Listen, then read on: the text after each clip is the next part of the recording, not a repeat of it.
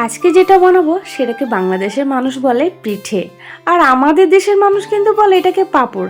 আচ্ছা যাই হোক, হিজিবিজি পিঠে আমি নাম দিয়েছি কারণ আমি এটার কোনো শেপই ভালো মতো দিতে পারি না।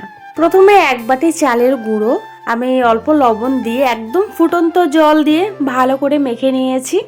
তারপরে দেখো তিনটে কালার করেছি, ফুড কালার, সবুজ, আর একটার মধ্যে কিন্তু আমি বিটের জুস দিয়েছি, পিঙ্ক কালার হয়েছে, আর একটা তো সাদাই রয়েছে।